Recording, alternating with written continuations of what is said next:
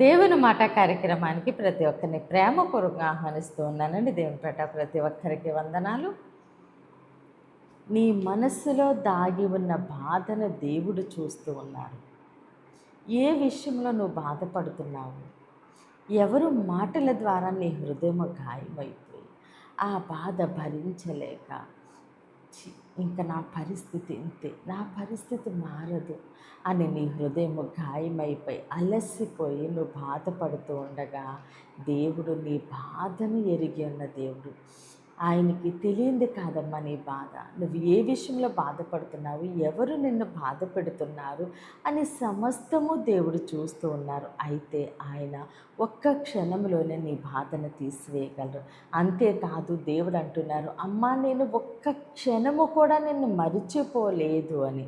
నీ నవ్వు వెనుక దాగి ఉన్న బాధను దేవుడు చూస్తున్నారు. పైకి నవ్వుతూ ఉన్నావు, కానీ లోపల ఎంత బాధపడుతున్నావు దేవుడు సమస్తము చూస్తూ ఉన్నారు. ఏ విషయంలో బాధపడుతున్నావో, ఎక్కడ నువ్వు నిందించబడ్డావో అక్కడే దేవుడు నీకు సమాధానం ఇచ్చి మంచి సాక్షిగా నిలవబెట్టబోతున్నారు. ఎందుకంటే దేవుడు నీ హృదయాన్ని ఎరిగి ఉన్న దేవుడు. అయితే ఈరోజు దేవుడు మన కొరకు సిద్ధపరిచిన ఆయన శ్రేష్టమైన వాగ్దానం చూద్దామండి. 44వ కీర్తన 21వ వచనము. హృదయ రహస్యములు ఎరిగిన దేవుడు ఆ సంగతిని పరిశోధింపక మానునా. ఆమేన్. దేవుడి రోజు మనతో మాట్లాడుచున్న మంచి మాట, హృదయ రహస్యములు ఎరిగిన దేవుడు. ఆమేన్. ఎవరండి మన దేవుడు? హృదయ రహస్యాలు ఎరిగిన దేవుడు. మన హృదయంలో ఏముందో సమస్తము దేవుడు ఎరిగిన దేవుడు. మన హృదయంలో బాధని ఆయన ఎరిగి ఉన్న దేవుడు. ఎవరు మాటల ద్వారా మన హృదయం గాయమైపోయింది, ఏ విషయంలో మనం బాధపడుతున్నాము, కృంగిపోయాము, అలసిపోయాము అని దేవుడు చూస్తూ ఉన్నారు. అంతేకాకుండా దేవుడు మన హృదయాన్ని పరిశోధిస్తున్న దేవుడు. మన హృదయంలో బాధ మాత్రమే కాదండి, నవ్వు వెనుక దాగి ఉన్న బాధనే కాదు, మన హృదయంలో ఒకవేళ అసూయ ఉంటే, కోపం ఉంటే, ద్వేషం ఉంటే, గర్వం ఉంటే, అతిశయం ఉంటే దాన్ని ఆయన పరిశోధింపరా? ఆయన పరిశోధించే దేవుడు, పరిశీలిస్తున్న దేవుడు, పరీక్షిస్తున్న దేవుడు. ఆ సంగతి ఆయన పరిశోధింపక మానునా. ఎవరు మాటల ద్వారా మన హృదయం గాయమైపోయింది, ఎవరు మాటల వల్ల మనము కృంగిపోయాము, అలసిపోయాము, బాధపడుతున్నాము, అదే దేవుడు పరిశోధిస్తున్నారు. అంతేకాకుండా మన హృదయంలో ఏది దాగి ఉందో అది దేవుడు చూస్తూనే ఉన్నారండి. అదే దేవుడు పరిశోధింపక మానునా.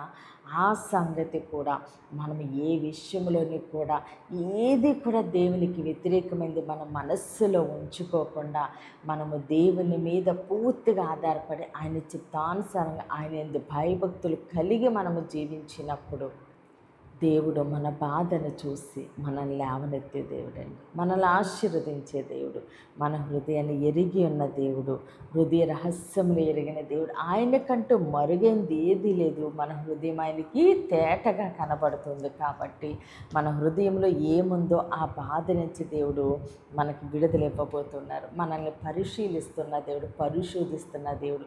ఏ విషయంలో కృంగిపోయామో దేవుడు పరిశోధించి మనల్ని లేవనెత్తి మనల్ని దీవించి ఆశీర్వదిస్తూ ఉండగా సమస్త ఘనత మహిమ ప్రభావాలు మనము దేవునికే చెల్లిందామండి. ఈ కొద్ది మాటలు దేవుడు మన వెనుకల్లో దీవించి ఆశీర్వదించునుగాక.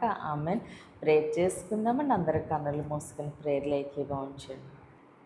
మహోన్నతుడ, మహాగణుడ, పరిశుద్ధుడా, నీకే స్తోత్రాలు, వందనాలు దేవా తండ్రి. ఇచ్చిన వాగ్దానం మా జీవితాల్లో నూరెంతలుగా ఫలించును గాక. దైవజనుల వారి కుటుంబాలు, సంఘాలు, పరిచర్యలు యేసు నామములను దీవించబడును గాక. యెరూషలేముకు యేసు నామములని క్షేమము కలుగును గాక. ఈరోజు పుట్టినరోజు, పెళ్లి రోజు జరుపుకుంటున్న ప్రతి ఒక్కరికి సంవత్సరం ఒక ఆశీర్వాదకరముగా ఉండును గాక. దేవుని మాట పరిచర్యలో పాలుభాగస్తులే భారం కలిగి ప్రార్థన చేస్తున్న ప్రతి ఒక్కరిని దేవుడు బహుగా దీవించి ఆశీర్వదించును గాక. అనారోగ్యంతో ఉన్న బిడ్డలకి యేసునామములో సంపూర్ణ స్వస్థత, విడుదల కలుగును గాక. మూయబడిన ప్రతి గర్భము యేసునామములన్నీ తెరవబడును గాక. వివాహాలు కావాల్సిన బిడ్డలకి యేసునామములో ఘనమైన వివాహములు జరుగును గాక. ఎగ్జామ్స్ రాసిన ప్రతి బిడ్డకి యేసునామములో గొప్ప విజయము కలుగును గాక. యవ్వన బిడ్డలకి యేసునామములో మంచి భవిష్యత్తు భవిష్యత్తు కలుగునుగాక. అయ్యా, ప్రతి బిడ్డని నీ చేతులకు అప్పగిస్తే చిన్న ప్రార్థన పాదసాన్ని చేర్చుకోమని యేసుక్రీస్తు అతి పరిశుద్ధ నామందు బ్రతిమాలి వేడుకున్నా మా తండ్రి. Amen, amen, amen. దేవుడు మిమ్మల్ని మీ కుటుంబాన్ని దీవించి ఆశీర్వదించునుగాక. ఆమెన్.